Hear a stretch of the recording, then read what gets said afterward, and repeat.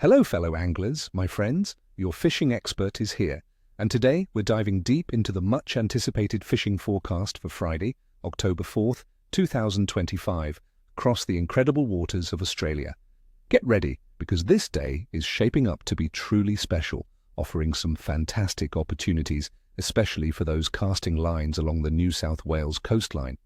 We're seeing a fantastic shift in conditions that I'm sure will put a smile on your face and a bend in your rod. Stick around, because by the end of this video, you'll know exactly where to go and what to throw to make the most of this promising day. Let's talk tactics and targets for this cracking day. We've got a great mix of species showing increased activity thanks to the warming spring waters. First up, the mighty Flathead. These ambush predators are really starting to turn on as the water warms. Where to search? Look for them in shallow estuarine sandy flats along the edges of weed beds and near drop-offs or channel edges. The warming coastal waters, averaging around 19 to 20 degrees Celsius, are bringing them into shallower feeding grounds. What to use? My go-to for Flathead.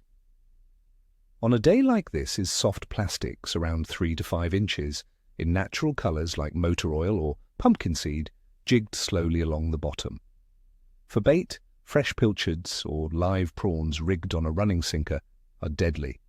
Remember, a slow retrieve is key. Let that lure or bait spend time on the bottom, mimicking an easy meal. Next, the ever-popular bream and whiting, perfect for some light tackle fun. Where to search? You'll find bream around submerged structures, oyster racks, rock walls and jetties in estuaries. Whiting will be in the surf gutters on sandy beaches and shallow protected bays. With a mild, sunny day and moderate winds easing in the evening, beach fishing should be comfortable and productive. What to use? For bream, small unweighted prawns or nippers on a size 2 or 4 hook are hard to beat. For whiting, live beach worms or peeled prawns on a small long shank hook, casting into those frothing gutters. A light running sinker rig will keep your bait natural in the gentle currents. And for those who love a bit more action, let's talk about Tailor along the coast. Where to search?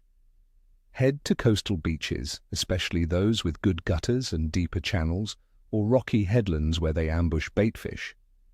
The moderate southwesterly winds in the morning, shifting to lighter winds later, will help create some nice chop and current without being too disruptive. What to use? Metal lures like a 25 or 40 gram slug are fantastic for casting into the surf. For bait, a whole pilchard or strip of fresh mullet rigged on ganged hooks is a classic. Cast out and retrieve steadily, varying your speed to find what they prefer. A little trick: use a trace of 40-pound fluorocarbon to prevent bite-offs from their sharp teeth.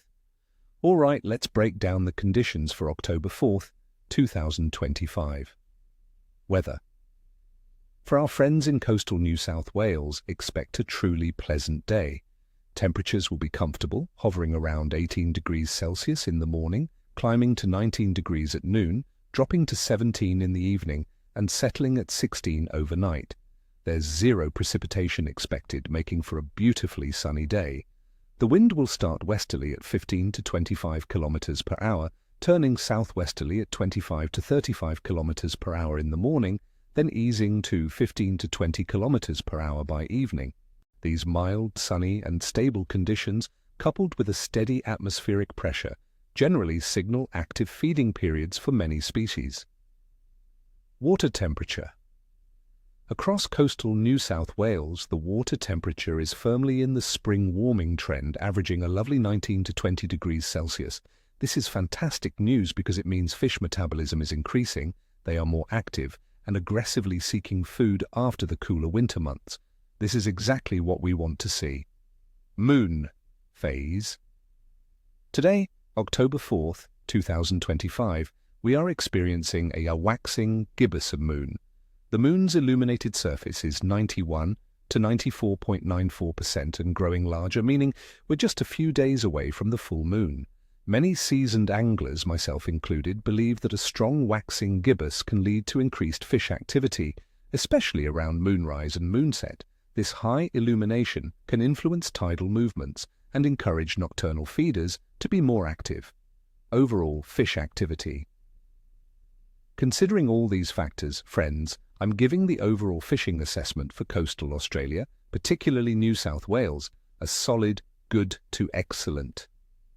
The combination of stable, mild weather, warming waters, and a highly illuminated waxing gibbous moon creates prime conditions for active fish. Expect flathead, bream, and whiting to be particularly active inshore and in estuaries. Offshore species like snapper and jewfish should also be on the bite. In the tropical north, barramundi will be increasingly active as the build-up continues.